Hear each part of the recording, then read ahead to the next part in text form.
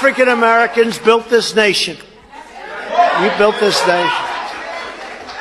You know, you're just starting to get real credit for that. Okay, I don't know if you know that. You're just starting to get, you built the nation. We all built it, but you were such a massive part of it. Bigger than you were given credit for. Does that make sense? Right? I mean, I remember, I'm New York, so I remember Donald Trump. Okay? And I remember his relation. This is why it's very interesting about Donald Trump, because Donald Trump is not a racist. And he's not a misogynist. He's a narcissist. If you like Donald Trump, he like you. If you're black, if you're a woman, don't make a difference. If you like him, he likes you. And he will go to the ends of the earth to support you. And that's very important to understand the psychology of this. Because he will become a racist if he has to.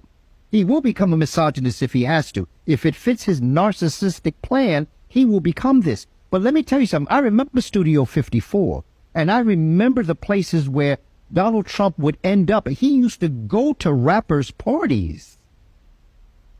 There's pictures of him.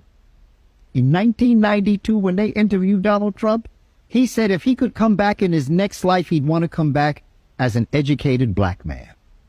He said it. I heard him say it, so it's not something I heard people say. He said because the one individual in America that has the most promise for the future is an educated black man. Think about that statement. Think about what he actually said, and then think about you, brother. Think about what he said about the prospects of who he viewed to be the future of America. And then look at what they're trying to do with denying you your education so that you will never become that educated black man. Because they all know the truth. And when I say educated, I'm talking about conscious. I'm not necessarily talking about going through their system and accepting that. Because I've gone through their system. I never accepted it. It is just simple like that, because it just didn't work with my mind just couldn't function like that. Their religion, I grew up Roman Catholic. A choir boy, altar boy. I wanted to be a priest. Can you believe that?